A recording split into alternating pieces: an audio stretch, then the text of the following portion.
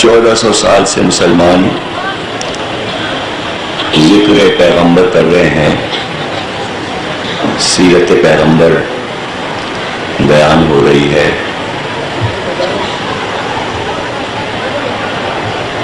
لیکن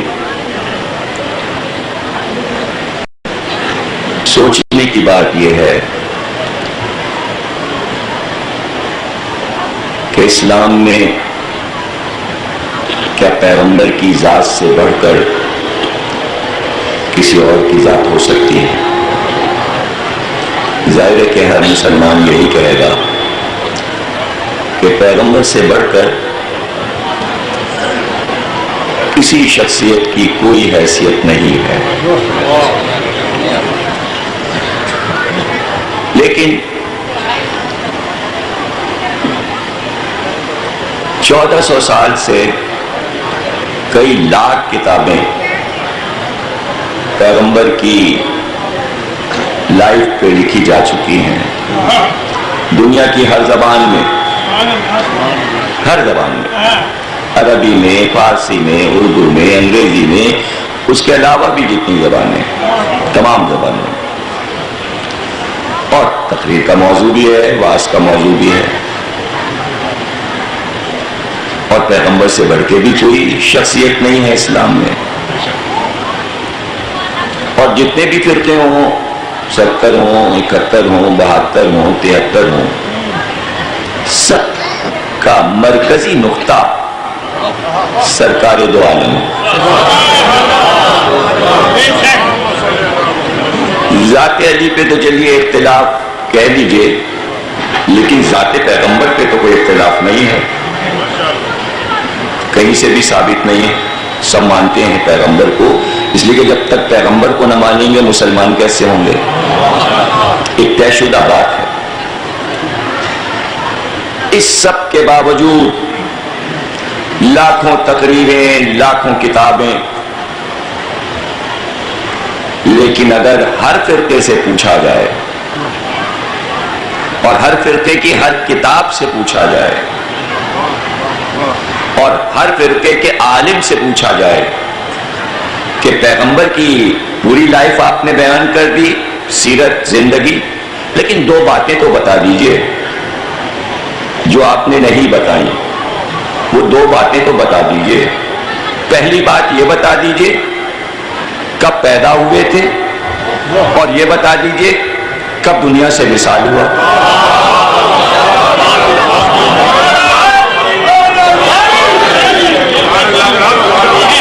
یہ 2 سوالیہ نشان 1400 برس گزرنے کے بعد اب تک اسی طرح لگے ہوئے ہیں، ہر کتاب میں، ہر عالم کی زبان پر۔ سوال یہ ہے کہ ان 2 سوالوں کا جواب کوئی فرقہ، کوئی عالم، کوئی کتاب کیوں نہیں دے رہی ہے؟ بس اسی پہ تقریر کریں گے ہم آج۔ بھئی پوری سیرت آپ کی سنی ہوئی ہے، پیغمبر کی زندگی کا کوئی ایسا گوشہ نہیں کہ جتنے یہاں بیٹھے ہوں اور ان کو معلوم نہ ہو، اور وہ کون سا شیعہ، سنی، اہل حدیث، بریلوی، وہابی، جو بھی ہے، کون ہے جو یہ کہے گا پیغمبر کے بارے میں ہم کچھ نہیں جانتے؟ کون سی نئی بات کوئی عالم آ کے بتا دے گا؟ اگر کوئی یہ کہے کہ یہ بات ہم نے پیغمبر کے بارے میں کبھی نہیں سنا تھا تو ہم اسے مسلمان ہی نہیں مانیں گے، اس لیے کہ جب آپ اپنے پیغمبر کی لائف کے گوشے نہیں جانتے تو پھر آپ جانتے کیا ہیں؟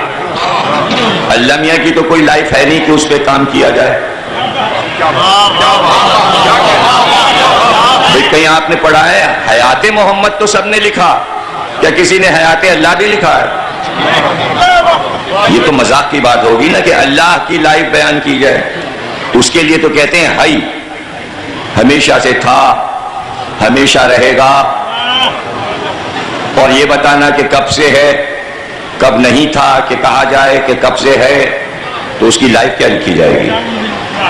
لائف تو انسان کی ہوتی، مخلوق کی ہوتی، خالق کی نہیں ہوتی۔ لائف تو پیغمبر کی لکھی جائے گی، زندگی تو پیغمبر کی لکھی جائے گی، سوانح حیات تو پیغمبر کی لکھی گئی۔ لیکن دنیا میں جتنی سوانح حیات لکھی گئی ہیں،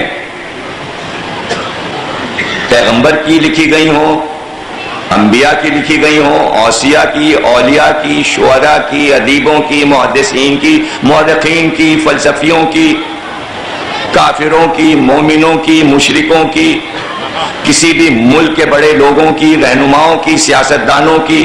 دو باتیں اگر کتاب میں نہیں ہے تو وہ لائف نہیں ہے. کتاب شروع ہوتی ہے فلاں سن میں پیدا ہوئے، فلاں تاریخ کو ولادت ہوئی. جب کتاب ختم ہوئی تو مورخ نے لکھا اور فلاں دن انتقال ہو گیا. دن یہ تھا، تاریخ یہ تھی، مہینہ یہ، سن یہ. اس طرح ذرا پیغمبر کی کسی کتاب میں دکھائیے. کوئی کتاب کل لائیے گا ڈھونڈ کے اور مجھے دکھا دیجیے گا. کسی بھی فرقے کے عالم کی کتاب لائیے گا اور پہلی سطر یہ دکھا دیجیے کہ فلاں تاریخ کو پیدا ہوئے، مہینہ یہ تھا، دن یہ تھا، سن یہ تھا. اور آخر صفحے پہ یہ دکھا دیجیے گا کہ جس دن وفات ہوئی، وصال ہوا، جو بھی کہہ لیجیے، انتقال، وفات، وصال، اور ایک لفظ ہم دے رہے ہیں شہادت. نہ ہو شہادت، کچھ اور لکھا ہو، وصال لکھا ہو، لیکن کم از کم یہ تو لکھا ہو دن کون سا تھا، مہینہ کون سا تھا، تاریخ کون سی تھی. زیادہ سے زیادہ آپ ولادت کا سن دکھا دیں گے، وفات کا سن دکھا دیں گے.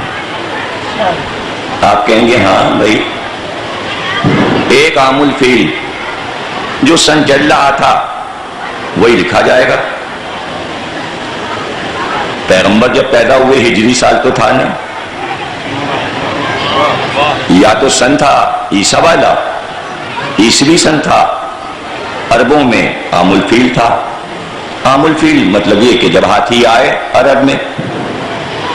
عربوں کے ہاں سن کا تعین ایسے ہوتا تھا کہ جب کوئی بڑا واقعہ ہو جاتا تھا عرب میں تو سن وہاں سے شروع کرتے تھے.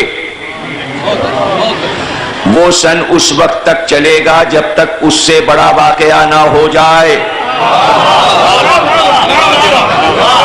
عربوں نے کبھی ہاتھی نہیں دیکھے تھے، پہلی بار مکے والوں نے ہاتھی دیکھے تو سن کا نام رکھا وہ برس جب ہاتھی دیکھے. ہاتھی دیکھنے کا پہلا سال، ہاتھی دیکھنے کا دوسرا سال، ہاتھی دیکھنے کا تیسرا سال. اب جب تک پیغمبر کی بعثت نہ ہو گئی ہاتھیوں کا برس چلتا رہا. یعنی عربوں کی نظر میں سپر طاقت ہاتھی تھا. جب پیغمبر آ گئے اعلان نبوت تو پھر بعثت کا سال چلا. جب بعثت کا سال ختم ہوا تو ہجرت کا سال چلا. اب تک وہی چل رہا ہے، اس لیے کہ ہجرت سے بڑا واقعہ آج تک ہوا ہی نہیں، اس لیے سن نہیں بدلا. آغاز اسلام، سب مسلمان ہوئے، اسلام سے متعارف ہوئے، اس لیے ہجری والا سال. جس سال ہاتھی آئے اسی سال پیغمبر پیدا ہوئے. تو عربوں کو یاد رہا ہاں وہ سال جس سال ہم نے ہاتھی دیکھا اسی سال پیدا ہوئے محمد. چلیے سن مل گیا. مہینہ، اب مہینے تو ظاہر ہے کہ کہاں سے لائیں. ربیع الاول رکھ لیجئے، چونکہ ہجرت بھی ربیع الاول میں ہوئی تو ربیع الاول یاد رہا تو ان کا ربیع الاول ہوگا. چلیے ہوگا. اب دن بتائیے، دن کون سا تھا کہ یہ نہیں پتا.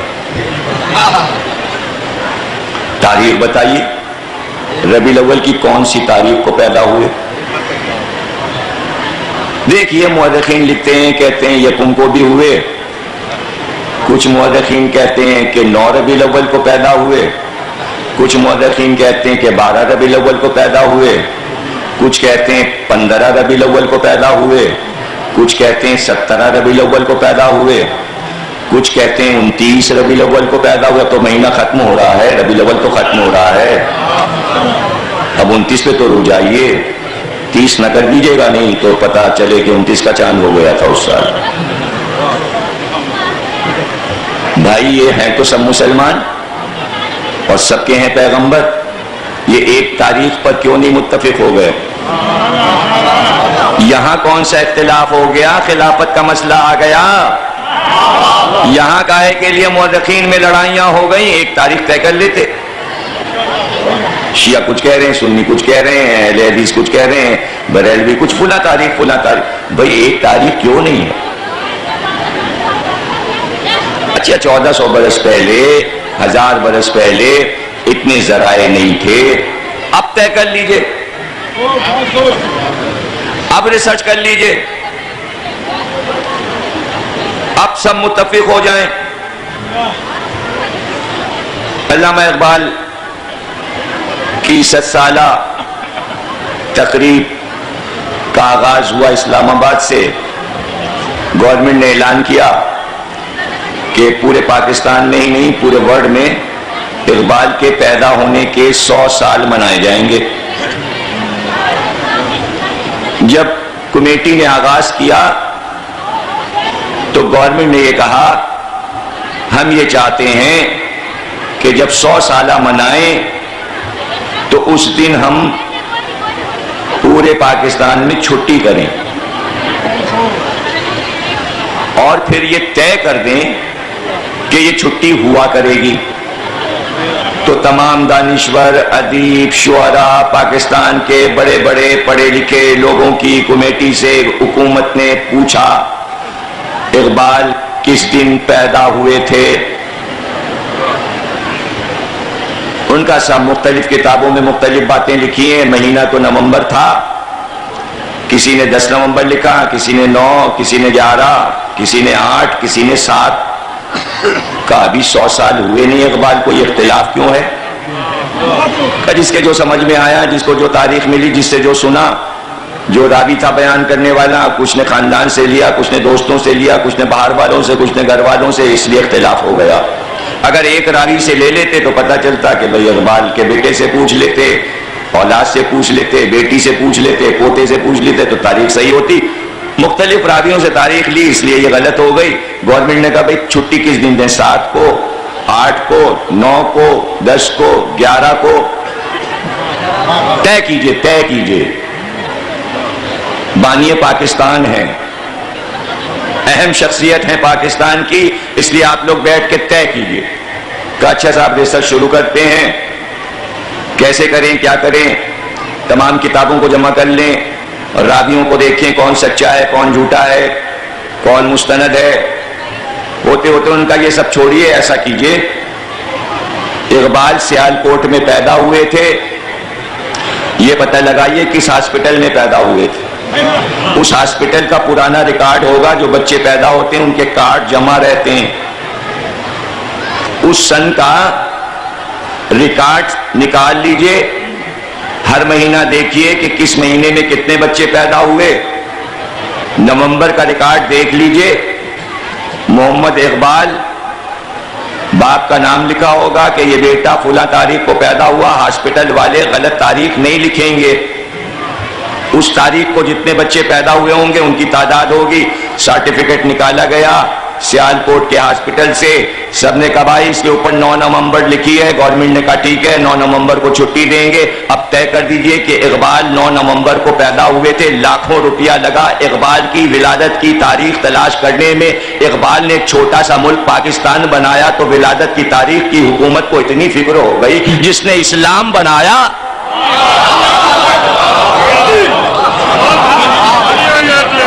اس کی ولادت کی تاریخ کی فکر نہیں ہے۔ کمیٹی بنا دیجئے، راویوں کے نام جمع کر لیجئے، فہرست بنا دیجئے، علماء کو بٹھا دیجئے ہر فرقے کے اور کہیے ایک تاریخ طے کر لو تو اسی دن چھٹی ہوا کرے گی۔ یہ تو ہندوستان کی تاریخ ہے 12 ربیع الاول، پہلے اس کا نام تھا 12 وفات، اب نام ہو گیا عید میلاد النبی۔ نام کیوں بدلا؟ پہلے یہ طے تھا کہ 12 ربیع الاول وفات کی تاریخ ہے، نیا ملک بنا تو وفات کا لفظ غائب ہو گیا اور ولادت کا ہو گیا۔ تو اب سمجھ میں نہیں آ رہا ہے کہ یہ 12 ولادت ہے یا وفات ہے، آپ منا کیا رہے ہیں؟ جلوس وفات کا نکل رہا ہے یا ولادت کا؟ کہ بھائی عید میلاد النبی، میلاد کے معنی ہے پیدا ہونا، مولود، آمد، اس تاریخ پر پیدا ہوئے۔ انڈیا میں سب کہتے تھے کہ اس دن وفات ہوئی، تو یہ 12 تاریخ کیا کہنے کے؟ اصل میں یہی تاریخ ولادت کی اور یہی وفات کی۔ اگر یہی تاریخ دونوں ہیں، اسی دن پیدا ہوئے اور اسی دن وفات ہوئی، تو یہ بات سمجھ میں نہیں آتی مسلمانوں کی کہ اس تاریخ کو آپ نے ولادت سے منسوب کر دیا اور وفات ہٹا دی۔ وفات کیوں نہیں منا رہے؟ تو پہلے تو یہ دیکھنا پڑے گا عید میلاد النبی آپ نے منایا کیوں؟ یہ آپ نے کرسمس کی نقل میں منایا، تو آپ وفات نہیں منانا چاہتے، ولادت منانا چاہتے ہیں۔ تو اس سے تو یہ ثابت ہوا وفات ہوئی نہیں، پیغمبر زندہ ہیں۔ پھر اب یہ نہ کہیے گا مردہ ہیں، اس لیے کہ وفات تو آپ مناتے ہی نہیں۔ ہمارے بچوں کو یہ بات معلوم ہی نہیں کہ پیغمبر کی وفات کب ہوئی۔ یہ جو آپ بیٹھے ہوئے نا اور اتنے کان کھڑے کھڑے کر کے سن رہے ہیں، آپ اپنے کو ذرا الگ رکھیے اور اپنی 28 بھی الگ رکھیے، 28 سفر۔ میں عالم اسلام کی بات کر رہا ہوں، آپ کا شمار اس میں نہیں ہے، آپ ہیں کافر۔ آپ کی بات کوئی نہیں سنتا، آپ کی بات کوئی نہیں مانتا۔ اگر ماننے والی ہوتی تو 1400 برس میں شیعوں کی تاریخ سب نے مان لی ہوتی۔ آپ کی تاریخ کوئی نہیں مان رہا کہ 28 کو وفات ہوئی، آپ بیٹھے شاگردیز میں منا رہے ہیں اکیلے۔ یہ آپ کی حرکتیں ہیں۔ ہم عالم اسلام سے پوچھ رہے ہیں، اگر آپ کی تاریخ 28 صحیح ہے تو پورا عالم اسلام یہاں تعزیت کرنے آج کی شب کیوں نہیں آیا؟ اس لیے کہ آپ کی تاریخ کو وہ نہیں مان رہے ہیں کہ 28 کو وفات ہوئی۔ کوئی نہیں لکھتا، ربیع الاول لکھ رہے ہیں، آپ کہہ رہے ہیں سفر میں ہوئی۔ اتنا فاصلہ کیسے ہو گیا؟ 28 سفر، 29، 30 اور پھر 12 دن ربیع الاول کے، یہ 14 دن کا فرق کیسے ہے آپ میں اور تمام مسلمانوں میں؟ یہ مسلمان آپ سے پوچھ رہے ہیں، آپ ان سے پوچھئے۔ میں تو یہ کہا کرتا ہوں نا، ہمیشہ کہتا ہوں جب میرے پاس شیعہ لڑکوں کے فون آتے ہیں، فلاں وہ یہ پوچھ رہے تھے، میں نے کہا ساری زندگی تم سے وہ پوچھتے رہیں گے، تم ان سے کچھ نہیں پوچھو گے۔ تمہیں کیا شوق ہے کہ تم سے پوچھا جائے؟ تم کب پوچھنا شروع کرو گے؟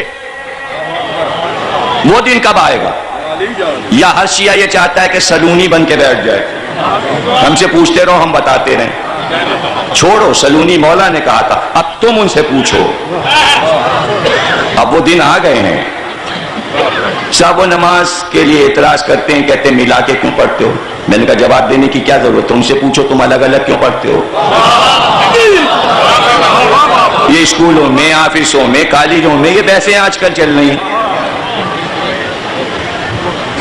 بھائی وہ مولا علی کی خلافت پہ جھگڑا آپ لوگ کیوں کرتے ہیں؟ آپ پہلا کیوں مانتے ہیں؟ بھائی کیوں تم سوال کا جواب دے رہے ہو؟ تم ان سے یہ پوچھو کہ کیا علی کی خلافت پہ اختلاف ہوا؟ بھائی علی کی خلافت پہ تو ایک فرقہ بنانا جسے شیعہ کہتے ہیں، جو کافر ہیں، ان کو الگ کر دیجئے۔ وہ 72 کیوں بنے؟ وہ تو علی کو چوتھا مان رہے ہیں۔ بھئی یہ باتیں ہمارے سمجھ میں نہیں آتی، کیوں نہیں پوچھی جا رہی ہیں؟ یہ 72 فرقے کس بات پہ بنے ہوئے ہیں؟ یہ سب میں یہ کیوں اختلاف ہے کہ پیغمبر کب پیدا ہوئے اور کب وفات ہوئی؟ تو کہیے نا ذات پیغمبر پہ اختلاف ہے، علی کو کیوں بیچ میں لا رہے ہیں؟ قرآن پہ اختلاف ہے، اللہ پہ اختلاف ہے۔ نعرہ یہ لگتا ہے سب کا اللہ ایک۔ ذرا سیاست کی گورکھ دھندا گیری تو دیکھیے، سب شیعہ سنی مل کے نعرہ لگاتے ہیں، ارے بھائی اللہ سب کا ایک، قرآن سب کا ایک، پیغمبر سب کا ایک۔ اب کیوں رک گئے؟ یہاں پہ شیعہ بھی کہہ رہے ہیں اور سنی بھی، دونوں مل کے کیوں نہیں کہتے علی بھی ایک؟ یہاں شیعہ بھی چپ ہو گئے، یہاں سنی بھی چپ ہو گئے۔ یہ کیا حرکتیں ہیں؟ میں الٹ رہا ہوں تھیوری۔ علی سب کے، علی پہ سب ایک، اختلاف ہے اللہ پہ، قرآن پہ، پیغمبر پہ۔ سب کا اللہ الگ، سب کا قرآن الگ، سب کا پیغمبر الگ، سب کا علی ایک۔ نمبرنگ کی بات مت کیجئے، ہر فرقے میں علی ہوں، چوتھے ہوں یا پہلے ہوں یا خدا ہوں، تو اختلاف تو ہے۔ کوئی کہہ رہا ہے اللہ ادھر آسمان پہ عرش پہ ہے، کوئی کہہ رہا نہیں علی اللہ۔ سب کے الگ الگ اللہ ہیں۔ جب 72 اللہ ہیں تو ایک نصیریوں کا اللہ کیوں کھل رہا ہے؟ اس میں کیا پریشانی ہے؟ سب کے اللہ الگ ہیں، سب اپنا تصور الگ پیش کر رہے ہیں۔ پڑھ کے دیکھ لیجئے کتابیں۔ کوئی کہتا ہے اللہ دکھائی دے گا، کوئی کہتا نہیں دکھائی دے گا، کوئی کہہ رہا ہے ایسا دکھائی دے گا کہ چہرہ لکھا ہوا ہے، سنہرے گولڈن بال ہوں گے، گھنگریالے، سونے کی کرسی ہوگی، اس پہ آ کے بیٹھے گا، عرش چرچرائے گا اس کے وزن سے، ادھر ادھر کا گوشت کرسی سے لٹکتا ہوگا، جہنم کہے گا اور اللہ کہے گا ختم، جہنم کہے گا اور، تو اللہ اپنی ٹانگ جہنم میں ڈال دے گا۔ یہ بھی تو ایک اللہ ہے گولڈن بالوں والا۔ تو اللہ کہاں ایک ہے؟ کسی کا کرسی پہ بیٹھا ہے، کسی کا عرش پہ بیٹھا ہے۔ امام احمد بن حنبل کہتے ہیں شب جمعہ خانہ کعبہ کی چھت پہ اترتا ہے۔ ایک وہ بھی اللہ ہے جو چھتوں پہ کود رہا ہے۔ تو اللہ تو سب کے الگ الگ ہیں بھائی۔ کہاں اللہ ایک ہے؟ کون سا اللہ ایک ہے؟ 72 ہیں اللہ۔ اب ایک مولائی لوگ ہیں، ملنگ لوگ ہیں، کہہ رہے ہیں علی اللہ، تو اس میں کیا لڑائی کی بات؟ 72 بنا لیے، 73واں خدا ان کو نہیں بنانے دے رہے ہیں۔ بنانے دیجئے، جب سب نے اپنے اپنے اللہ بنائے ہوئے تو ملنگوں کو بھی بنانے دیجئے، لڑائی کی کیا بات؟ قرآن پہ اختلاف، قرآن پہ اختلاف، آیات پہ اختلاف، سوروں کے نام پہ اختلاف، پاروں پہ اختلاف، معنی پہ اختلاف، تفسیر پہ اختلاف، ہر فرقے کا قرآن الگ، ہر فرقے کا قرآن الگ۔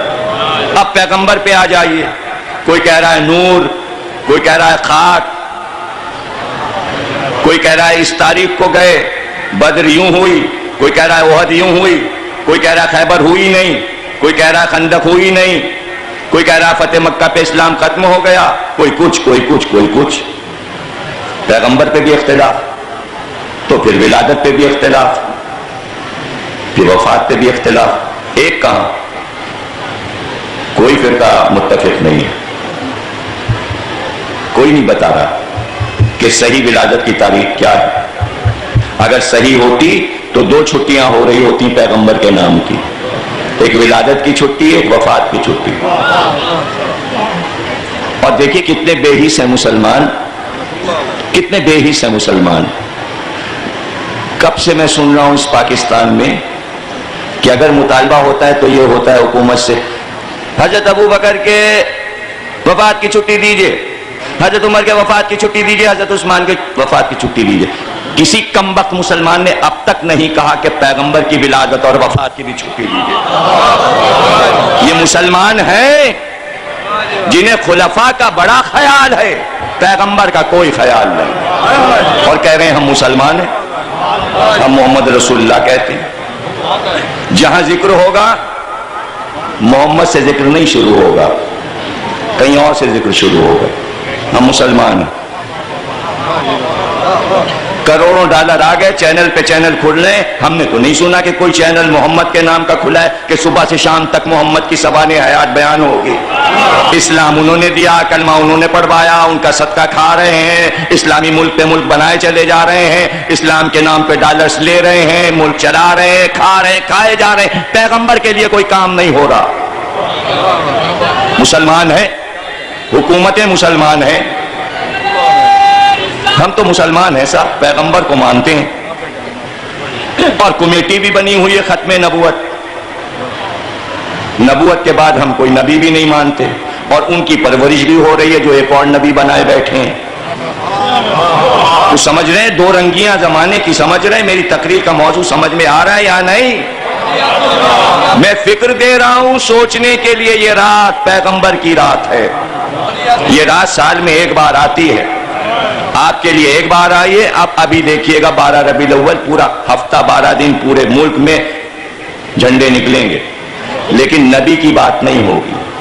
ہر ٹی وی سے، ہر جلسے میں، ہر مسجد سے صحابہ کی باتیں ہوں گی، محمد کی باتیں نہیں ہوں گی. 50 برس سے میں یہی دیکھ رہا ہوں. نام ہوتا ہے عید میلاد النبی، ذکر ہوتا ہے کچھ اور لوگوں کا، مروان کا، عبد الملک کا، صلاح الدین ایوبی کا، طارق بن زیاد کا، فلاں فلاں فلاں فلاں، اور پیغمبر کا کوئی ذکر نہیں ہوتا. اگر ذکر ہو رہا ہوتا تو بچوں کو معلوم ہوتا کس دن پیدا ہوئے.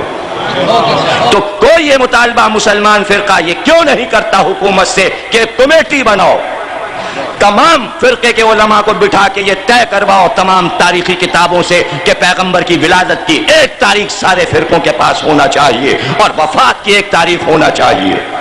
جب ہسائی ہو رہی ہے عیسائیوں اور یہودیوں میں، جو قوم اپنے پیغمبر کی ولادت اور وفات نہیں جانتی، وہ قوم کس کام کی ہے؟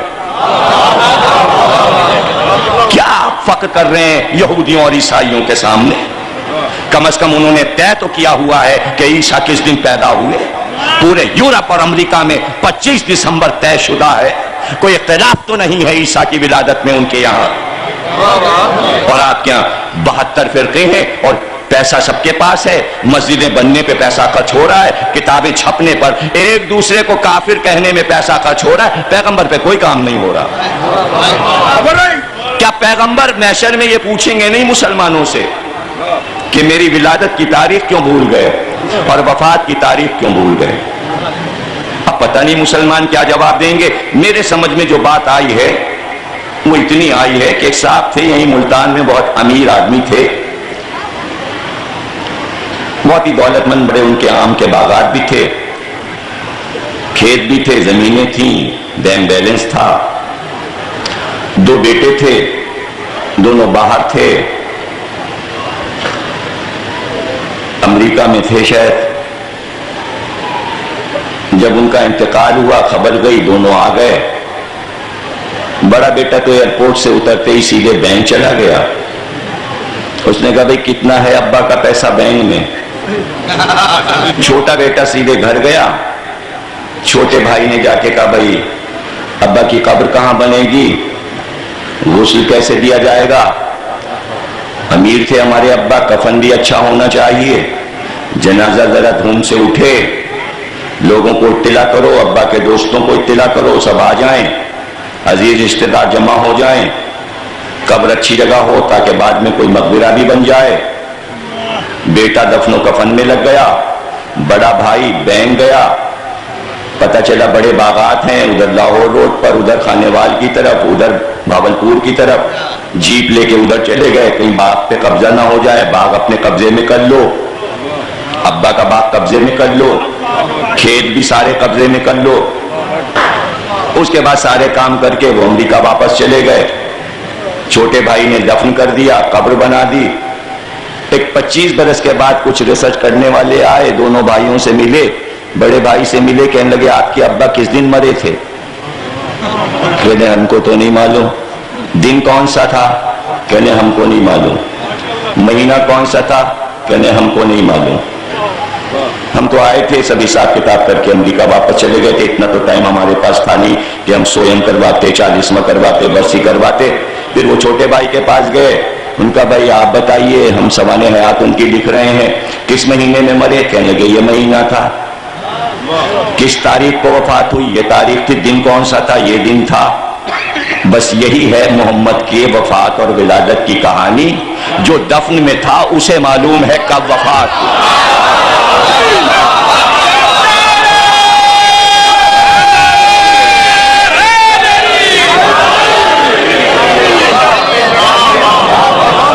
اور جو حکومت اور امارت کے چکر میں لگ گیا، اس کو کیا پتا کہ کس نے غسل دیا، کس نے نماز جنازہ پڑھائی، کس نے دفن کیا.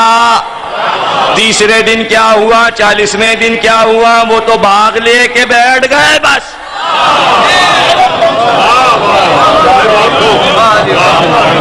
وہ تو بیت المال پہ قبضہ کر کے بیٹھ گئے. انہیں ان باتوں سے کیا دلچسپی، اس لیے آج تک دلچسپی نہیں. جس کو تاریخ یاد ہے وہی تو وفات کے دن بیٹھے گا، وہی تو ولادت کے دن بیٹھے گا. اب آ کے پوچھو تو چھوٹے بھائی سے کہ راوی آپ تنہا ہیں یا کوئی اور؟ تو چھوٹا ہی بھائی بتائے گا کہ صرف وفات نہیں، پوری زندگی میں ہم ابا کے ساتھ رہے۔ آپ لائف کا کون سا گوشہ ہم سے پوچھنا چاہتے ہیں؟ تو شاید مورخ کہے کہ بھئی آپ کہ ابا جب پیدا ہوئے تھے تب تو آپ نہیں تھے، تو آپ ولادت کیسے بتائیں گے؟ تو چھوٹا بھائی کہے گا ہم نے اپنے دادا سے جو تاریخ سنی ہے وہی بتائیں گے۔ کچھ سمجھ نہیں رہے ہیں آپ، مجلس ہماری سمجھ نہیں رہے ہیں۔ ہمیں تو پیغمبر پہ گفتگو کرنی ہے، آپ اس چکر میں کہ مولا علی ہوگا، آج نہیں مولا علی، ابھی کر چکا میں حویلی نوری شاہ میں علی بی بی پہ بھی تقریر ہوئی، علی پہ بھی ہوئی، اب موضوع یہاں رہنے دیجئے۔ ہمیں معلوم ہے پیغمبر کے موضوع پہ آپ کے منہ، بھائی سنیوں کے منہ بھی اتر جاتے ہیں، شیعوں کے بھی منہ اتر جاتے ہیں، پھر کس مجمع میں جا کے میں اپنے نبی کا ذکر کروں؟ کہاں کروں جا کے؟ کہاں کروں؟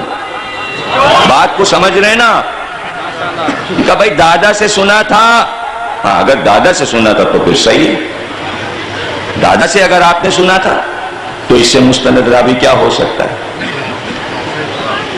کیا کوئی فرقہ دعویٰ کر سکتا ہے یہ کہ ہمارے جتنے مورخ ہیں وہ محمد کی ولادت کی صحیح تاریخ بتا دیں گے، ظہور پیغمبر کی صحیح تاریخ بتا سکتے ہیں؟ راوی کون کون ہے بھئی؟ راوی ابو ہریرہ ہیں، راوی انس بن مالک ہیں، راوی حضرت عائشہ رضی اللہ تعالی عنہ ہیں، راوی عبداللہ ابن مسعود ہیں۔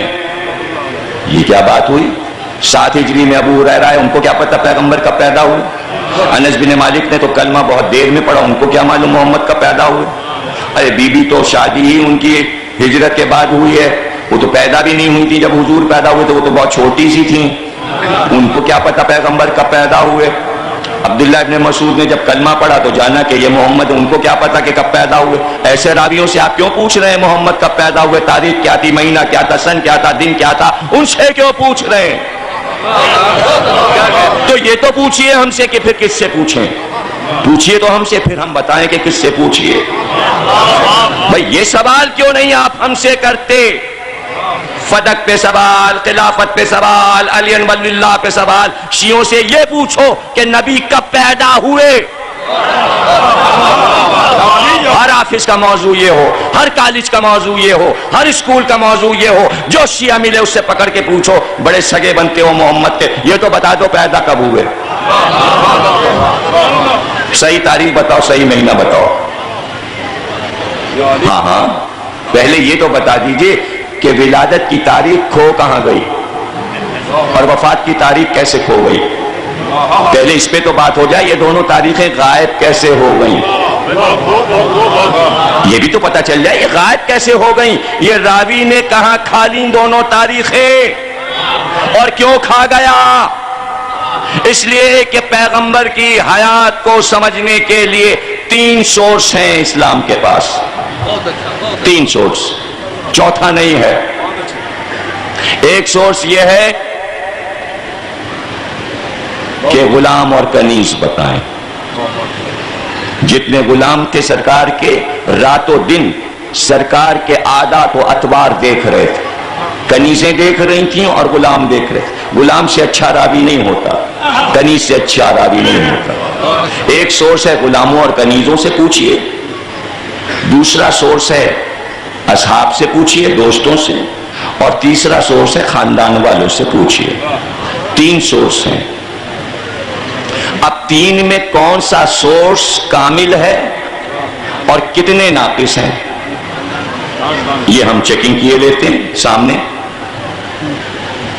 اگر ہم نے غلاموں سے کہا کہ محمد کی لائف سمجھا دو تو غلام کہیں گے جو باہر دیکھا وہ بتائیں گے، نماز کیسے پڑھتے تھے، جنگ کیسے ہوئی، باہر کیا کہا، ہم گھر میں تو جاتے نہیں تھے، ہمیں کیا معلوم کہ گھر میں کیا ہوتا تھا۔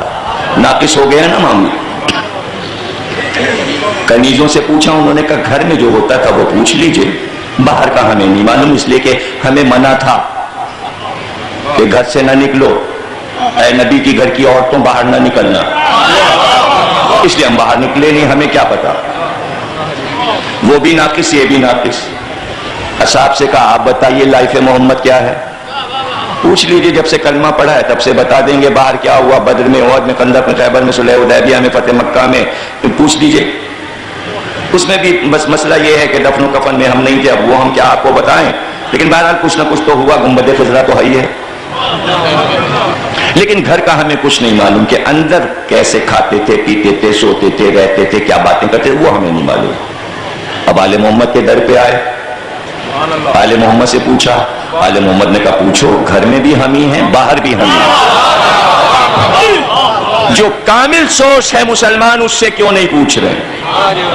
تو اس کے معنی مسلمانوں کو ہر ناقص چیز پسند ہے، ناقص چیزیں پسند کرتے ہیں، اس لیے اصحاب سے پوچھ رہے ہیں، غلاموں سے پوچھ رہے ہیں، راویوں سے پوچھ رہے ہیں۔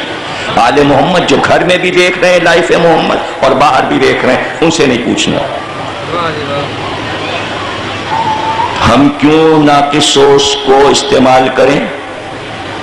ہمیشہ انسان کو کامل چیز پسند کرنا چاہیے۔ ہم آئے آل محمد کے پاس، ہم نے کہا آپ بتائیے پیغمبر کب پیدا ہوئے تھے؟ کہا جو اس وقت ولادت کی وقت راوی موجود تھا اس سے پوچھ لو، وہ بتا دے گا۔ کون ہے راوی؟ علی نے کہا ابو طالب۔ ابو طالب راوی، اور ابو طالب نے ولادت کی تاریخ لکھوا بھی دی۔ لکھوانے کے کچھ طریقے ہوا کرتے ہیں، عرب ہاتھی اور یہ اور وہ کرتے تھے، تو بنی ہاشم کا بھی کوئی طریقہ تھا۔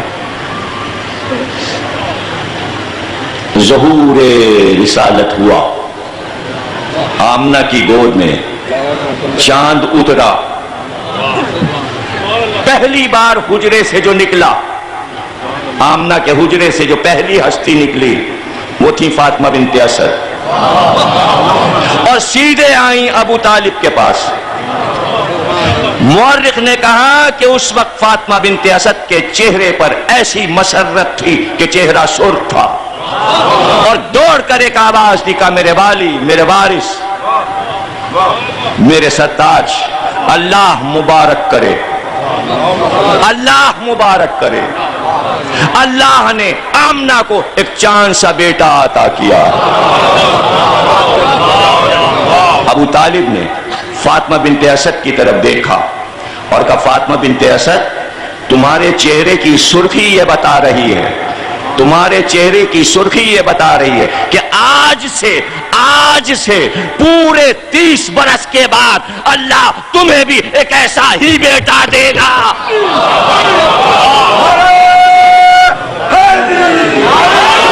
پورے دیکھیں لفظ کیا ہے ابو طالب کے، پورے 30 برس کے بعد اللہ تمہیں بھی ایک ایسا ہی چاند سا بیٹا دے گا۔ ولادت محمد ابو طالب نے تاریخ میں لکھوا دی، اس لیے کہ علی کی ولادت کے سن، تاریخ اور دن پہ کوئی اختلاف نہیں ہے۔ 13 رجب 30 عام الفیل جمعے کے دن علی پیدا ہوئے کعبے میں، اس لیے کہ ولادت اللہ کے گھر میں تھی، اس لیے تاریخ کبھی غلط نہیں ہو سکتی۔ جتنے بھی فرقے بننے والے تھے سب پہلے کافر تھے، سب نے یہ دیکھا کہ علی پیدا ہوئے کعبے میں 13 رجب 30 عام الفیل، سن بھی ہے، تاریخ بھی ہے، دن بھی ہے۔ ابو طالب نے کہا آج سے پورے 30 سال کے بعد محمد جس دن پیدا ہوئے اس دن سے 30 سال کے بعد ایک بچہ پیدا ہوگا۔ کچھ بھی نہیں سمجھے آپ، جانے کیسے مجلس آپ سنتے ہیں اور میں کیسے سمجھاؤں؟ کیا کہا ابو طالب نے؟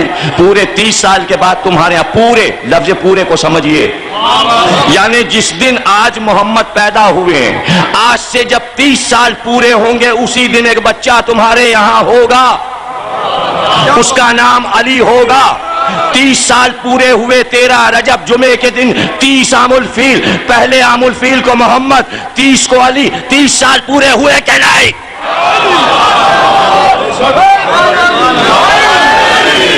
اب کیلنڈر بنانا کیا مشکل ہے، 13 رجب 30 عام الفیل جمعے کے دن سے پیچھے چلتے جاؤ چلتے جاؤ چلتے جاؤ، پہلے عام الفیل پہ رک جاؤ، جس مہینے کی تاریخ پر 30 سال پورے ہو جائیں اسی دن محمد پیدا ہوئے۔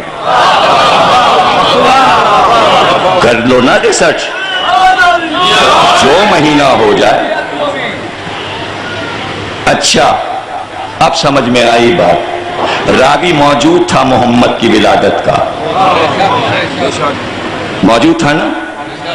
تاریخ کیوں نہیں ملی مسلمانوں کو؟ اس لیے کہ اس کو تو کافر کہنا تھا.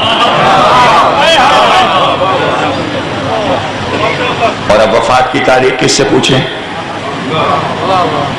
ابو طالب کے بیٹے سے پوچھو, جس نے دفن کیا, جس نے قبر بنائی. وہی بتائے گا دن کیا تھا, تاریخ کیا تھی.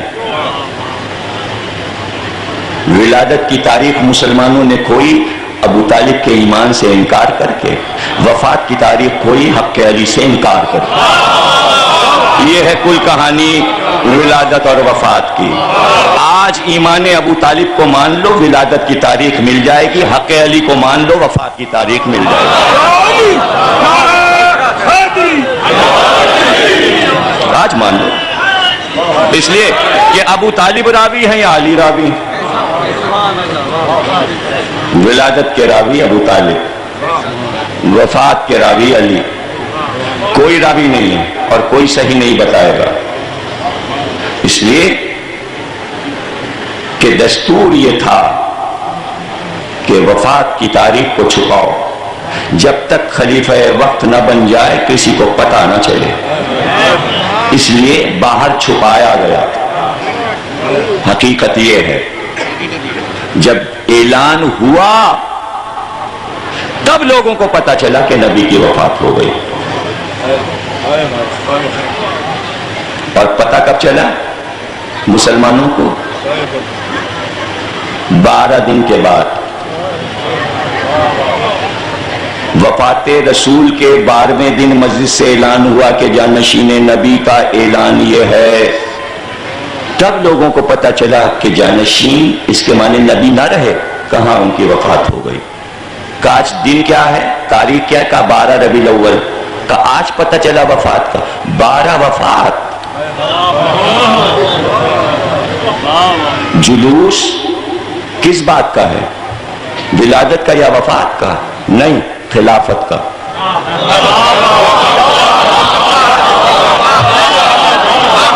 ان جلوسوں کا نبی سے کیا تعلق ہے؟ خلافت کا جلوس. اگر نہیں ہے تو آپ میری بات کو غلط کر دیں سارے مسلمان, اور کہیں کہ ہم ولادت منائیں گے اور وفات منائیں گے. اور اگر آپ کو نہیں منانا تو جو منا رہا ہو اس کے ساتھ مل جائیے. آپ کو منانا ہی نہیں, آپ کو نہیں منانا.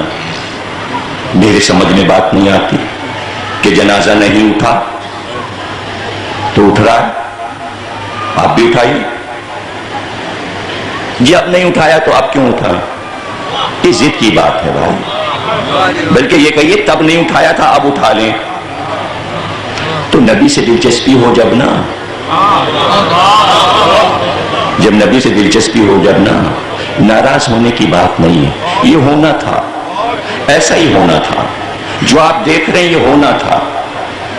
اور نبی کو سب معلوم تھا, اور نبی کے اللہ کو بھی سب معلوم تھا. اس لیے کہ جن انسانوں کو جانور سے انسان بنانے آیا ہمارا نبی, انہوں نے کہا ابتر ہے, ابتر. جلال آ گیا اللہ کو, میرے محبوب کو, میرے حبیب کو تم نے ابتر کہا. کہاں سے آئے تھے یہ لوگ؟ روس اور امریکہ سے آئے تھے ابتر کہنے. مکہ ہی کے تو لوگ تھے جنہوں نے ابتر کہا تھا. بعد میں انہوں نے کلمہ پڑھا.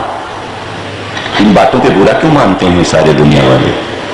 جو رسول کو ساحر کہہ رہے تھے, جادوگر کہہ رہے تھے, جو رسول کو شاعر کہہ رہے تھے, جو رسول کو مجنون کہہ رہے تھے, جو رسول کو ابتر کہہ رہے تھے, 4 الزام لگائے رسول پہ عرب والوں نے.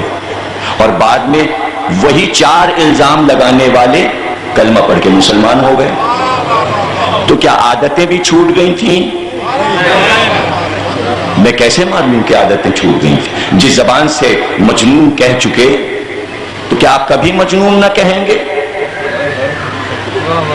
اب کبھی نہیں کہیں گے. کہا, قرآن نے بھی بتایا, حدیث نے بھی بتایا کہ کہا کہا کہا کہا ابتر, پھر کہا ابتر. سورہ کوثر کے بعد کہا ابتر. کہا, اللہ نے کہا تم ابتر کہہ رہے ہو, کیوں؟ خوشیاں منائیں عربوں نے, وارث تو کوئی ہے ہی نہیں, وارث تو کوئی ہے ہی نہیں. یہ جو تحریک چلا رہا ہے مر جائے گی, ختم ہو جائے گی. کافروں کے بیانات میں دو گوشے ہوتے ہیں, ہمیشہ یاد رکھیے گا. منافق کی گفتگو میں کوئی گوشہ نہیں ہوتا, لیکن کافر کی گفتگو میں دو گوشے ہوتے ہیں. مومن کی گفتگو میں بھی دو گوشے ہوتے ہیں, لیکن منافق کی گفتگو میں کوئی گوشہ نہیں ہوتا, کوئی فکر نہیں ہوتی. اس لیے مسلمان کوئی فکر نہیں دے پا رہا. کافر اچھے تھے عرب کے, کافر اچھے تھے. کہا انہوں نے ابتر ہے, جو تحریک اسلامی چلائی ہے یہ زندہ نہیں رہے گی, اس کا کوئی وارث نہیں ہے. کافروں کو معلوم تھا کہ تحریک وارثوں سے چلتی ہے, دوستوں سے نہیں چلتی. کافر یہ بات جانتے تھے. اللہ نے کہا اچھا تم کہہ رہے ہو اس کا کوئی وارث نہیں ہے, ہم وارث پردے میں دیں گے تاکہ تمہیں پتہ بھی نہ چلے کہ وارث آ گیا. اگر ہم نبی کو بیٹا دے دیتے تو تم سے جینے نہ دیتے. بیٹی کو پردے میں چھپا دیا. وارث آئے تو نواسے بن کے آئیں, تاکہ تم یہی سمجھتے رہو کہ محمد کے کوئی بیٹا نہیں, تاکہ حسن اور حسین جی جائیں. یہ اپنا کام کر رہے تھے مکر کا, اللہ اپنی حکمت دکھا رہا تھا. وہ تو اس وقت پتا چلا جب ابنا آنا کی آیتیں آئیں کہ ہم تو بے خبر بیٹھے رہے, وارث تو تیار ہو گئے. آج جو حسن اور حسین اور فاطمہ کو محمد کا وارث نہ مانے, اس کی فکر وہی ہے جو عرب کے کافروں کی فکر تھی. اگر آپ اہل بیت کو وارث نہیں مان رہے ہیں تو آپ عرب کے کفر کی پیروی کر رہے ہیں. آپ آج بھی محمد کو ابتر کر رہے ہیں اگر آپ فاطمہ کو وارث نہیں مان رہے. وارث ہیں, وارث نبی کے لیے وارث ضروری ہے, عام انسان کے لیے ضروری نہیں ہے. اگر ضروری نہ ہوتا تو زکریا محراب عبادت میں یہ نہ کہتے کہ مجھے وارث دے دے. 120 برس کی عمر میں اللہ سے کہہ رہے ہیں وارث دے دے, وارث دے دے. تو اللہ کو کہنا چاہیے تھا اب اس بڑھاپے میں وارث لے کے کیا کرو گے؟ تمہارے پاس کوئی جائیداد ہے, دولت ہے, باغات ہیں, کاہے کا وارث؟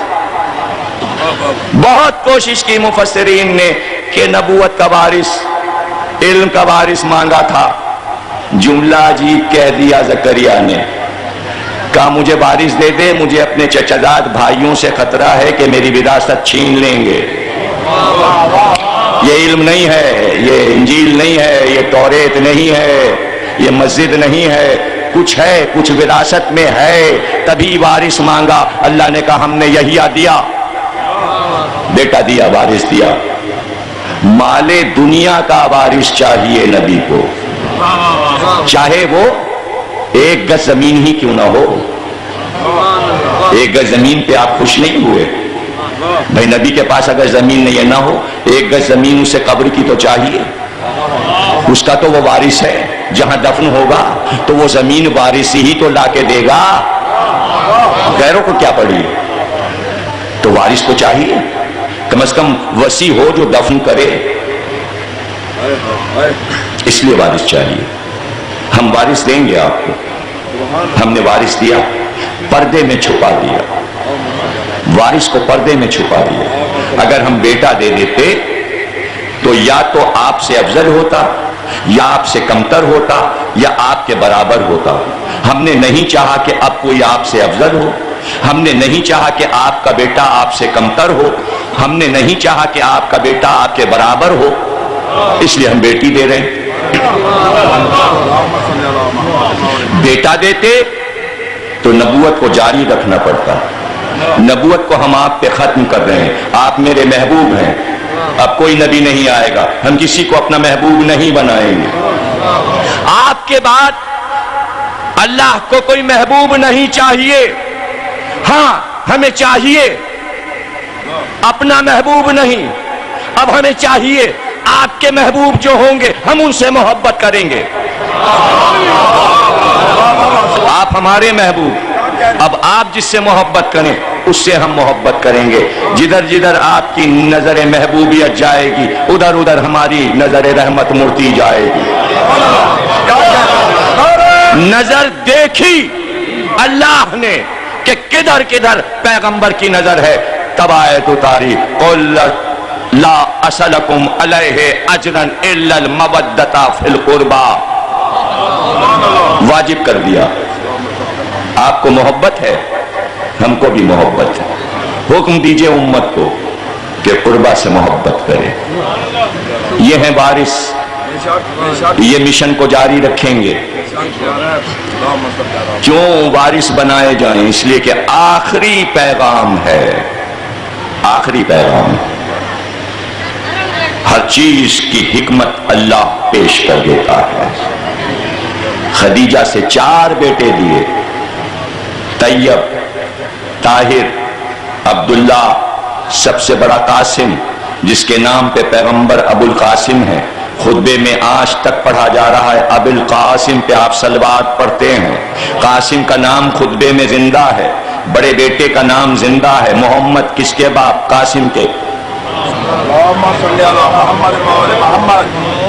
4 بیٹے دیے لیکن واپس لے لیے. 4 بیٹے دیے خدیجہ سے، واپس لے لیے. ہم نہیں چاہتے آپ کے لیے بیٹے. دینے پہ آتے تو یعقوب کو 12 دیے تھے، آپ کو بھی اتنے ہی دے دیتے. ابراہیم کو بڑھاپے میں اسماعیل اور اسحاق دیے، دے سکتے تھے. آدم کو حابیل کے بعد شیش جیسا بیٹا دیا، آپ کو بھی دے سکتے تھے. لیکن دے رہے ہیں اور واپس لے رہے ہیں. اور بعد خدیجہ شادی پہ شادی، شادی پہ شادی. سمجھ میں نہیں آتا کیا اولاد کے لیے شادی؟ نہیں، کوثر تو مل چکا، پھر یہ شادیاں کیوں؟ کسی نے لکھا بیواؤں کی پرورش تھی. کسی نے کہا جو قبیلے لڑ رہے تھے وہاں کی ایک بیٹی لے آئے تاکہ وہ قبیلے کلمہ پڑھ کے مسلمان ہو جائے اسلام پھیلانے کے لیے. کسی نے کچھ لکھا، کسی نے کچھ لکھا. کسی نے کہا دراصل بات یہ تھی کہ خدیجہ نے بہت سکون دیا تھا، بڑا آرام دیا تھا. پیغمبر اسی سکون کی تلاش میں تھے تو دوسرا عقد کیا کہ شاید خدیجہ والا آرام مل جائے. نہ ملا تو پھر تیسری کی شاید یہ خدیجہ ہو جائے. پھر وہ بھی آرام نہ ملا تو چوتھی کی شاید یہ خدیجہ جیسی ہو جائے. پھر وہ بھی خدیجہ نہ ہوئی تو پھر ایک اور کیا جانے کتنے کیے. یہ تو آپ جانے، مجھے نہیں معلوم کتاب میں کیا لکھا ہے. لیکن خدیجہ کوئی ثابت نہ ہوئی تو پھر یہ آخری عقد آپ نے کیوں کیا ماریہ قبطیہ سے؟ یہ حکمت ہے اللہ کی، تاکہ آخری عقد سے ایک بیٹا پیدا ہو. اس کا نام ابراہیم رکھیے. یا پہلی سے بیٹا ہو یا آخری سے بیٹا ہو. بیٹا یہاں بھی لے لیا، بیٹے وہاں بھی لے لیے. دکھانا کیا چاہتا ہے؟ دکھانا صرف یہ چاہتے ہیں کہ خدیجہ سے بیٹے دیے تھے واپس لے لیے. اس تمنا میں ہر بیوی رہی. کہیں یہ نہ کہہ دینا کہ بعد خدیجہ اب پیغمبر اولاد پیدا کرنے کی صلاحیت نہیں رکھتے تھے تو جو سب سے آخری تھی اس سے بیٹا دے دیا. کا دیکھا نہیں چاہا اللہ نے کہ تم سب کو بیٹا دے. چاہتا تو جیسے ماریا کو بیٹا دیا سب کو دیتا. اور سب کو اگر ایک ایک دے دیتا تو کیا ہوتا؟ سب کو ایک ایک دے دیتا تو کیا ہوتا؟ آپ کو پتا ہے کیا ہوتا؟ آپ تو خیر ہوتے ہی نہیں، آپ کا تو وجود ہی نہ ہوتا. آپ کہاں سے ہوتے؟ لیکن یہ تو پوچھ لیں تاریخ سے کہ ہوتا کیا. جب بیٹے ہوتے یعقوب جیسے 12 نبی کے 12 اسباط، 12 بیٹے ہوتے. پیغمبر کے 12 بیٹے مقدر میں، تقدیر میں اللہ نے لوح محفوظ میں پیغمبر کے 12 بیٹے لکھے تھے. جیسے یعقوب کے 12 بیٹے لکھے. کہا حبیب آپ کے بھی یہاں 12 لکھے ہیں اور 12 دے سکتا تھا. 12 بیویاں اگر ہوں، مجھے نہیں معلوم کتنی تھیں، یہ ملتان والے جانے. نام میں گنائے دیتا ہوں، اگر آپ کا دل چاہے تو نام سن لیجئے. گنتی آپ کرتے رہیے، میں گنتی سے گھبراتا ہوں ملتان میں، اس لیے کہ مجھے گنتی نہیں آتی. آپ بھلا دیتے ہیں گنتی. کچھ لوگ ملتان میں ہماری گنتی بھلا دیتے، کہتے ہیں یہ نہیں، یہ گنتی تھی. نام سن لیجئے. جناب خدیجہ، جناب خدیجہ کے بعد جناب سودا، جناب سودا کے بعد زینب، زینب نام کی 2، ریحانہ، حضرت حفصہ، حضرت عائشہ، ام سلمہ، میمونہ، ام حبیبہ، 9 نہیں 10 ہو گئی خدیجہ کو ملا کے، بس اس سے زیادہ میں نہیں چاہتا۔ 4 تو خدیجہ سے بیٹے ہو گئے تھے نا، 8 اور کسی سے رکھ لیجئے، 1 ماریا کا ہو گیا، 7 رکھ لیجئے، 12 ہو گئے۔ 12 بیٹے لوح پہ لکھ دیے تھے، میرے حبیب 12 بیٹے آپ کو دیں گے یعقوب جیسے، لیکن اگر دے دیتا تو کیا ہوتا؟ لکھ کے نہیں دیے، وہاں تو لکھ دیا کہ 12 بیٹے آپ کو دیں گے اور نہیں دیے، اور اگر دے دیتا تو کیا ہوتا؟ آپ کو پتہ ہے کیا ہوتا؟ 12 سے پھر کتنی اولاد بڑھتی، ہر ایک کے اگر 12 ہو جاتے، اور پھر ان کے بھی 12 ہو جاتے، اور پھر ان کے بھی 12 ہو جاتے، تو فدق بٹتا تو ایک ایک کھجور سب کے حصے میں آتی۔ باپ تو ایک ہی تھا، نسلوں میں ایک ایک کھجور، سالانہ 1 کھجور آپ کی، سالانہ 1 کھجور آپ کی، اس طرح فدق بٹتا تو وراثت کیسے بٹتی؟ اللہ نے کہا بھائی باپ کو ایک ہی کے لیے رہنے دو قیامت تک، اس کی 1 کھجور بھی نہ بٹے۔ رہ گیا یہ معاملہ، شکوہ نہ کیجئے گا کہ ہم نے لوح پر لکھا قلم سے کہ اپنے حبیب کو 12 بیٹے دیں گے، 12 ہی بیٹے دیں گے، لکھ دیا تھا تو 12 بیٹے دیے۔ اول انا محمد، آخر انا محمد، اوسط انا محمد، کل انا محمد۔ بیٹا پیدا کر کے بیٹے کو محمد نہیں بنایا، 12 امام پیدا کر کے 12 کو محمد بنا دیا۔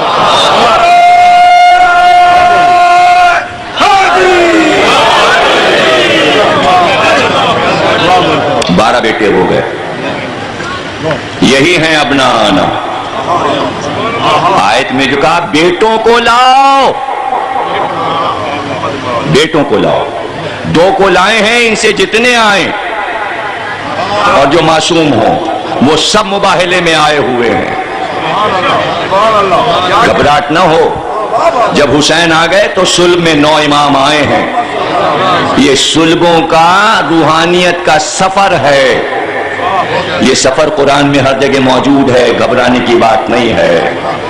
پشت آدم میں قیامت تک جتنی انسانیت پیدا ہونے والی تھی ہم نے سب کو باہر نکالا اور سب سے میثاق لیا، یہ بھی قصہ موجود ہے قرآن میں۔ ابراہیم نے کعبہ بنایا، کہا چھت پہ چڑھ کے آواز دو حج کے لیے آؤ، یہ بھی قرآن میں موجود۔ ابراہیم نے کہا یہاں کون ہے، کون سنے گا؟ کہ تم آواز دو، آواز آئے گی۔ ابراہیم نے آواز دی حج کو آؤ، آواز آئی اللہم لبیک، چاروں طرف سے آوازیں اٹھیں۔ اللہ نے کہا پتہ ہے صلبوں میں قیامت تک پیدا ہونے والے حاجیوں نے سن لیا تمہاری آواز، تو دنیا میں پیدا ہونے والے گناہگار انسانوں کے صلبوں سے آوازیں ابراہیم سن لے، اور جو محمد کی صلب ہے اس میں 12 نہ نظر آئے۔ صلب میں 12 بیٹے تھے،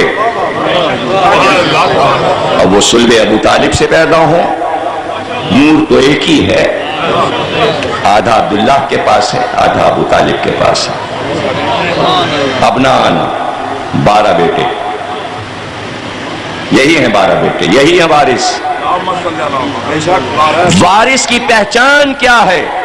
وارث کی پہچان یہ ہے کہ جب اصل تصویر نہ ہو اور کوئی پوچھے کیسے تھے، شکل کیسی تھی، رفتار کیا تھی، گفتار کیا تھی، اخلاق کیا تھے، سخاوت کیسی تھی، عبادت کیسی تھی، نجابت کیسی تھی، شرافت کیسی تھی، حسن کیسا تھا، ملبوس کیسا تھا، چلتے کیسے تھے، سوتے کیسے تھے، جاگتے کیسے تھے، دیکھتے کیسے تھے، تو فوراً مڑ کے کہے دیکھتے جاؤ بیٹا موجود، وہ نہ ہو تو یہ موجود، وہ نہ ہو تو یہ موجود۔ اور محمد کو قیامت تک رہنا ہے، اس لیے 12ویں بیٹے کو بھی قیامت تک رہنا ہے، تصویر محمد موجود رہے، کوئی یہ نہ کہے ہم نے محمد کو نہیں دیکھا۔ تو انتظار کرو، دیکھ لینا محمد کیسے تھے۔ چہرہ ویسا ہی ہو، رخسار ویسے ہی ہو، ریش مبارک ویسے ہی ہو، پلکیں ویسے ہی ہوں، ابرو ویسے ہی ہوں، سیدھے رخسار پہ تل ویسا ہی ہو، گردن ویسی ہی ہو، سینہ ویسے ہی ہو، بازو ویسے ہی ہوں، ہاتھ اور انگلیاں ویسی ہوں، پیر ویسے ہوں جیسے محمد کے 12 تصویریں بنا دی۔ دیکھتے جانا ایسے تھے محمد۔ ایسے تھوڑی ہوتا ہے کہ محمد کو دیکھنے کے لیے جب وارث کو دیکھنے جائے آدمی تو کیا مونالیزا کی تصویر دیکھ رہے ہیں کیا ہم؟ کوئی ڈھانچے کی تصویر دیکھ رہے ہیں کسی میڈیکل اسٹور پر؟ یہ تو وارث نہیں ہوا۔ وارث وہ ہے جو شبیہ پیغمبر ہو، جس کی سیرت صورت سب نظر آ جائے محمد کے بعد۔ اور صورت اور سیرت تو بہت دور کی بات ہے، بہت دور کی بات ہے۔ بصرے کا مال آیا اور اس نے کہا بھر بھر کے دیں گے، نبی نے کہا تھا۔ کہا تو محمد کا ہاتھ کہاں ہے؟ تو حضرت عمر نے علی کو بلایا، کہا آپ اس کو اپنے ہاتھ سے مال دیجئے، اس لیے کہ آپ کے اور محمد کے ہاتھ کی ناپ ایک ہے۔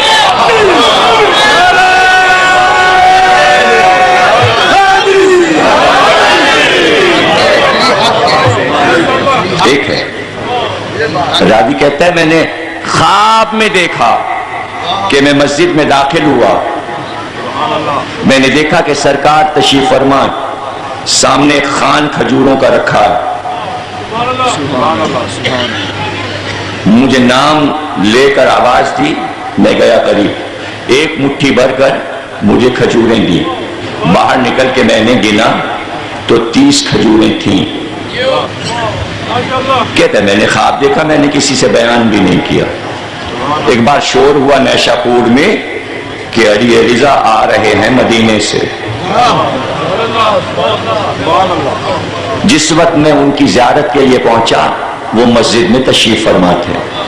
میں مسجد میں داخل ہوا، مسجد کا نقشہ وہی تھا، لوگ اسی طرح بیٹھے تھے۔ جب قریب پہنچا دیکھا ان کے سامنے کھجوروں کا ایک خان رکھا ہے۔ ابھی میں دیکھ رہا تھا کہ میرا نام لے کر پکارا میرے قریب آؤ، میں قریب گیا، ایک مٹھی بھر کے امام رضا نے مجھے کھجوریں دی، باہر آ کے گنا تو 30 کھجوریں تھیں۔ وارث ہو تو ایسا، وارث محمد ہو تو ایسا۔ کون ہے وارث؟ خلفاء کو، بادشاہوں کو آپ اولی الامر کہتے ہیں، وارث کہتے ہیں۔ تاریخوں نے جن کے قصے شراب پینے کے لکھے ہوں، جو کنیزوں سے نماز پڑھوا دیں، جو خانہ کعبہ کی چھت پہ بیٹھ کے شراب پئیں، آپ تاریخ میں ان کو وارث بنانا چاہتے ہیں اور ملک کے بچوں کو ان کا حال پڑھانا چاہتے ہیں۔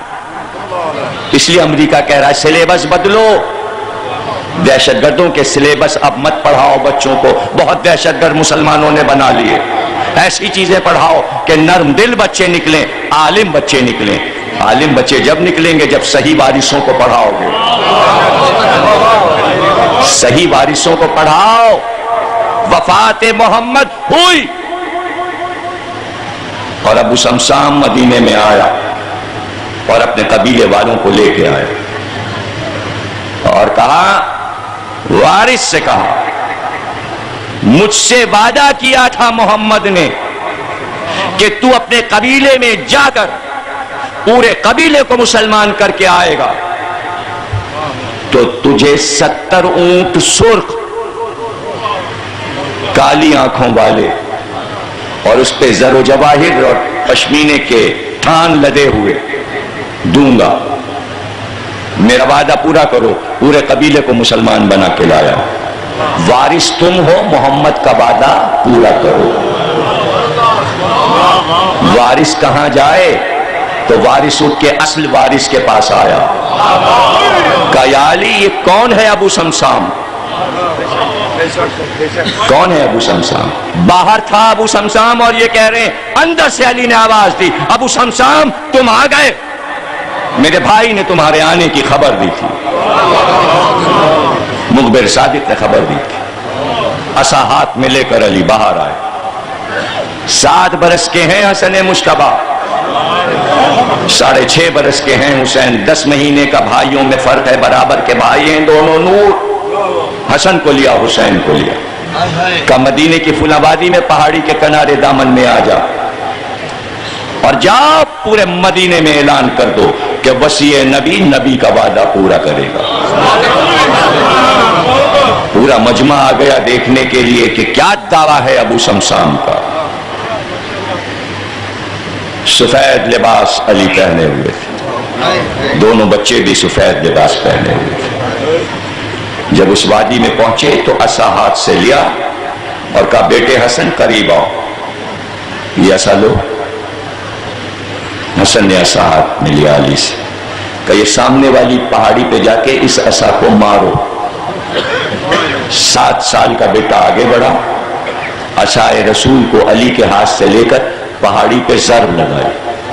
کہتے ہیں پہاڑی سے ایک چیخ بلند ہوئی، ویسی چیخ جیسی سمود قوم نے صالح سے یہ کہا تھا کہ ہم تمہیں جب نبی مانیں گے کہ جب سامنے کی پہاڑی پھٹے اور اس میں سے ایک ناقہ یعنی اونٹنی نکلے۔ صالح نے پہاڑی پہ ضرب لگائی، پہاڑی پھٹی، ناقہ برآمد ہوا۔ شرط تھی میں بچے کے، قرآن ہے، عید کے دن جو آپ سورہ پڑھتے ہیں اسی ناقے کا حال پڑھتے ہیں۔ عید کے دن انسان نہیں پڑھایا جاتا، جانور پڑھایا جاتا ہے نماز میں، اسی ناقے کا ذکر کیا جاتا ہے عید کے دن نماز میں۔ یہ بھی بتائیے، یہ بھی کورس میں پڑھائیے بچوں کو کہ کیوں عید کے دن جانور اور کیوں بقرعید کے دن جانور۔ یہ دونوں عیدیں جانوروں کی کیوں ہے؟ ایک اونٹ کی عید ہے، ایک بکرے کی عید ہے، کیوں کیوں کیوں کیوں عید کے دن اونٹ کا ذکر نماز میں کیوں ہوتا ہے؟ اس لیے کہ عید کے دن محمد بچوں کے لیے اونٹ بنے تھے۔ سمجھ رہے ہیں کچھ آپ یا سو گئے؟ جاگ رہے ہیں؟ محمد کے وارثوں کا حال ہے اب۔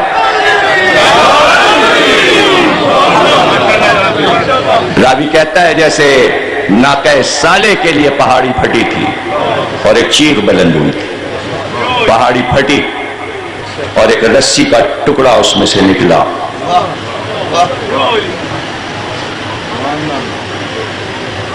علی نے کہا ابو سمسام اس رسی کی جو شکل تو دیکھ رہا ہے یہ مہار ہے، یہ ناقے کی مہار، اس کو کھینچ۔ اس نے بڑھ کے کھینچا، ناقہ برآمد ہوا۔ کہ کھینچتا جا، آگے بڑھتا جا، ایک ناقے سے دوسرا ناقہ بندھا ہوا آ رہا ہے قطار۔ کہ گنتا جا، جب 70 پورے ہو جائیں تو بتا دینا۔ جب اس نے 70 کی گنتی کر لی کہ مال بھی دیکھ لے، سب پہ زر و جواہر اور تھان کپڑوں کے لدے ہیں۔ چاروں طرف سمسام گیا، دیکھا کہ جو وعدہ تھا مکمل ہے۔ پہاڑی بند ہو گئی۔ جب پہاڑی بند ہو گئی علی نے کہا ابو سمسام 70 کا وعدہ تھا، اگر 70 پہ تو رک نہ جاتا تو قیامت تک یہ ناقے کی قطار نکلتی رہتی۔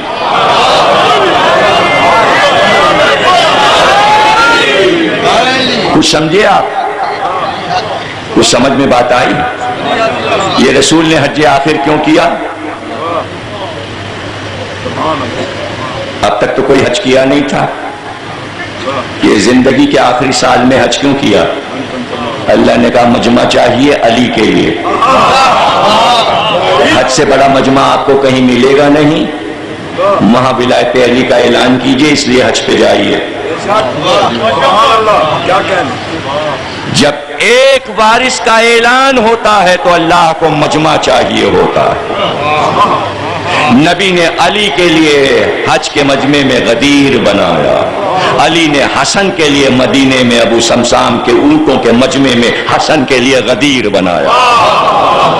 اس طرح وارثوں کا سلسلہ آگے بڑھتا رہا، ایک وارث دوسرے وارث کا تعارف کرواتا رہا، اور نس سے نس حکم خدا سے ایک وارث کے بعد دوسرا وارث آیا، سب کے نام محمد بتا گئے تھے۔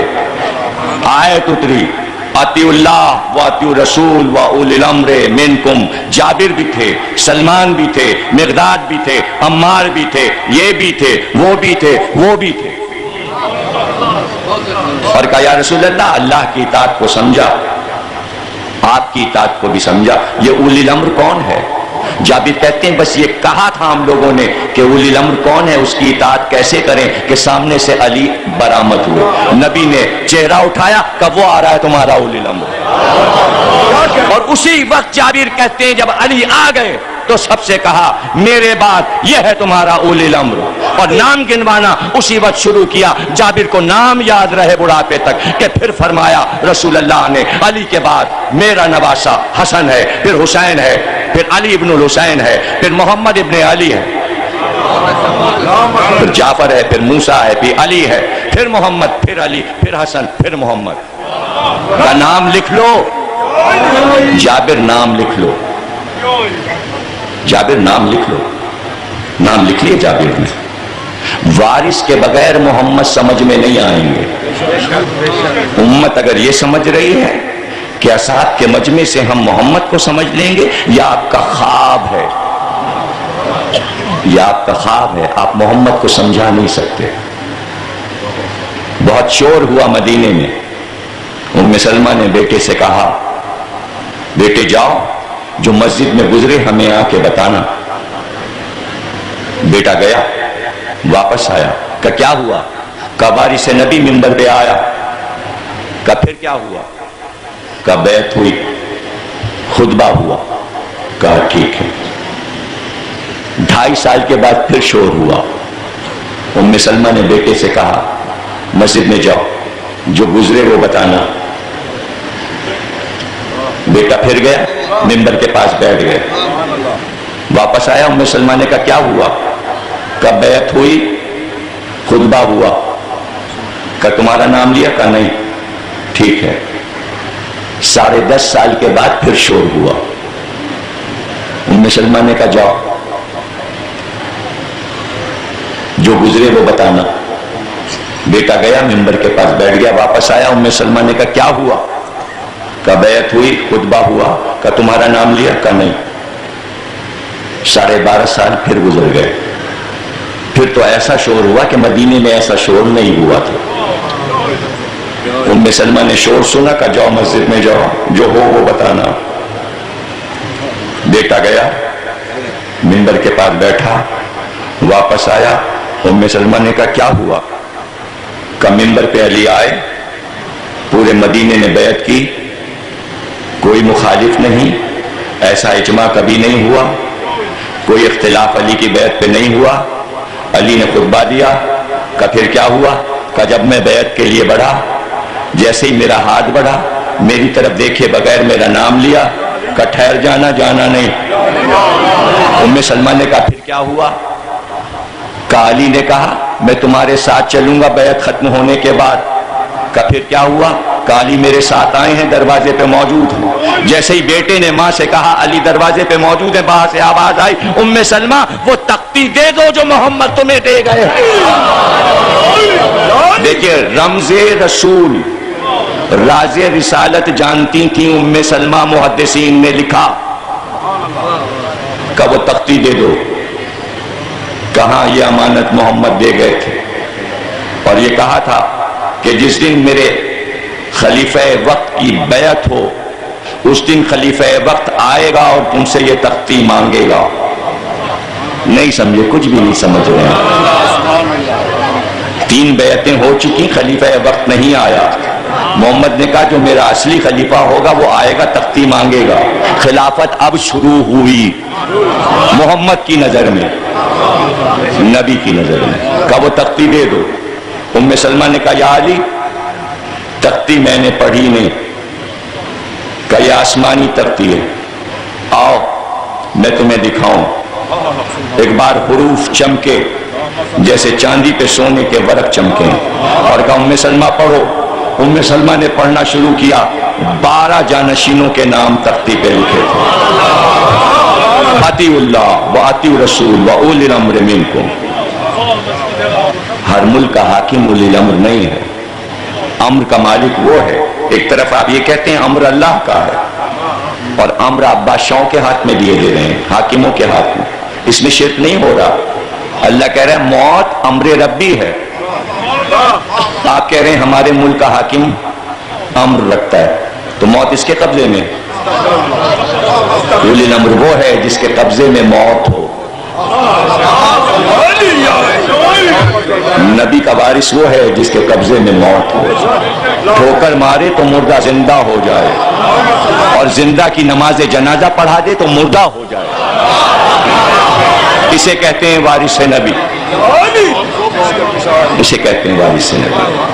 اور جب وارث آئے گا تو زمین کو حکم دے گا اپنے خزانوں کو اگل لے، زمینیں اپنے خزانوں کو اگل دے گی، تو لوگ دامنوں میں بھریں گے، اتنی دولت کاہے کو انسان نے دیکھی ہوگی، اور اس کے بعد کیا کریں گے؟ اسی دولت کو پھینک کے کہیں گے اس کے لیے ہم ایک دوسرے کو قتل کرتے تھے، جب زمین نے سارے خزانے ہی اگل دیے تو اب اس کی ضرورت کیا ہے؟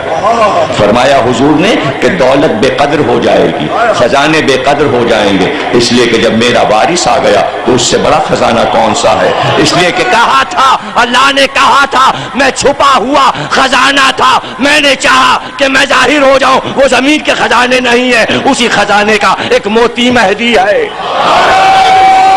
جب وارث نبی آ گیا، جب وارث نبی آ گیا، اب کاہے کے خزانے، اب کاہے کا اختلاف، اس لیے ایک کو رکھا۔ دیکھیے کیا محبت ہے اپنے حبیب سے اللہ کو، اتنے نبی گئے کسی کی شبیہ نہیں رکھی لیکن اپنے حبیب کی تصویر رکھی، اس لیے کہ جب حبیب کو اپنے پاس بلا لیا تو چاہا کہ یہاں کے انسان شکوہ نہ کریں کہ تو نے محمد کو اپنے پاس بلا لیا، ہم تو نہیں دیکھ سکے، تو کہ تصویر تمہارے پاس رہے گی، علی، حسن، حسین، سید سجاد، محمد باقر، مہدی تک، امام زمانہ تک تصویر ہے، دیکھ لینا، یہی سیرت، یہی صورت، یہی رفتار، یہی گفتار، ایک بار نہیں، ایک بار نہیں، جتنے راوی چاہیے نام گنوا دوں، جتنے نام کہیے گنوا دوں راوی، ایک ہی روایت کے 10 راوی یہاں بیٹھے بیٹھے گنواؤں، ابو ہریرہ سے، ام المومنین سے، انس سے، عبداللہ ابن مسعود سے، عبداللہ ابن عمر سے، عبد الرحمن ابن ابی بکر سے، کتنے راوی چاہیے کہ سب نے یہ کہا کہ محمد نے بار بار یہ کہا حسن سر کے بالوں سے ناف تک مجھ سے مشابہ، ناف سے لے کے پیر کے انگوٹھے تک حسین مجھ سے مشابہ ہے۔ 10 بار ام المومنین نے یہ روایت بیان کی ہے، ابو ہریرہ نے بار بار یہ روایت بیان کی ہے کہ کتنی بار محمد نے یہ کہا سر کے بالوں سے ناف تک حسن میری شبیہ، ناف سے لے کے پیر کے انگوٹھے تک حسین میری شبیہ۔ اس وقت حدیث سمجھ میں نہیں آئی، جب 61 ہجری گزر گئی تب سمجھ میں آئی کہ حسن سر کے بالوں سے ناف تک مشابہ، جسم کے اوپری حصے میں ہاتھ ہوتا ہے، ناف سے پیروں تک حسین مشابہ، نچلے حصے میں پیر ہوتا ہے۔ نبی نے یہ بتایا کہ حسن کا ہاتھ میرا ہاتھ ہے، حسین کا پیر میرا پیر ہے، اگر حسن کا ہاتھ سلونامہ لکھے تو میں نے لکھا، حسین کے پیر اگر کربلا گئے تو میں گیا۔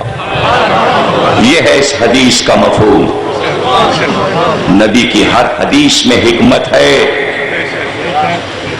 اور بار بار میرے جنت کے دونوں پھول کبھی کملی میں لے کے آ گئے، کیا بخاری، کیا مسلم، کیا ترمذی، کس کتاب کا حوالہ، طبقات ابن سعد، طبری، کس نے نہیں لکھا کہ بار بار بچوں کو کاندھے پہ چڑھانا، نماز پڑھ رہے ہیں تو بچے آ گئے،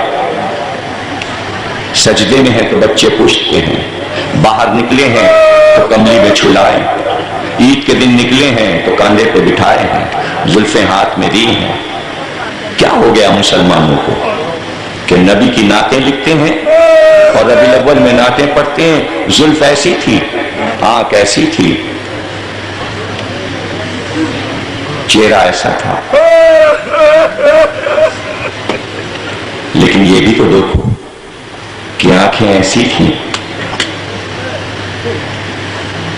تو یہ بھی تو کہا حسن حسین میری آنکھیں ہیں، जुल्फों की तारीफ करो तो ये भी तो देखो जुल्फे किसके हाथ में, मोहरे नबूवत की तारीफ करो तो ये भी देखो पैर किसके हैं, ये भी तो देखो।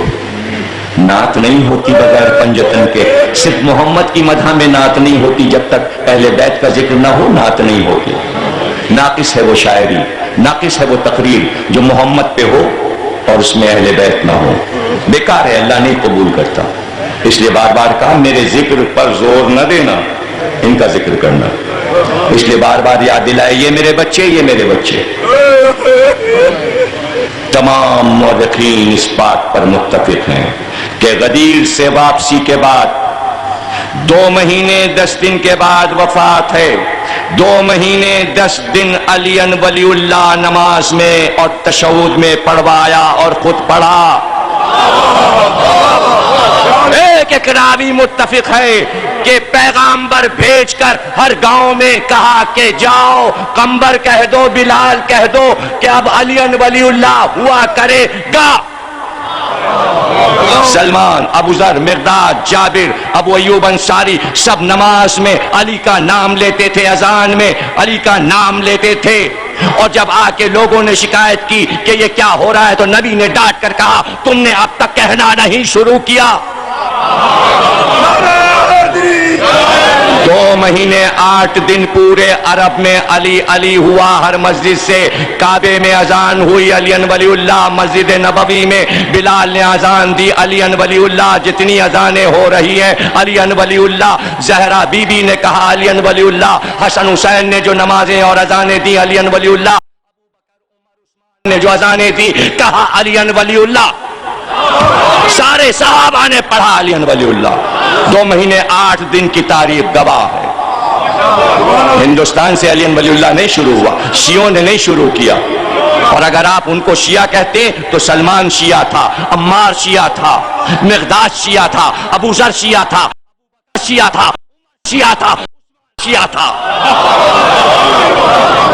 जो अली वलीउल्लाह कह रहे थे मदीने में, कहा मौरिख ने कि 2 महीने 8 दिन का दिन हो या रात हो या दोपहर, वही आखिरी आ चुकी। अब कोई वही नहीं, अब कोई आयत नहीं।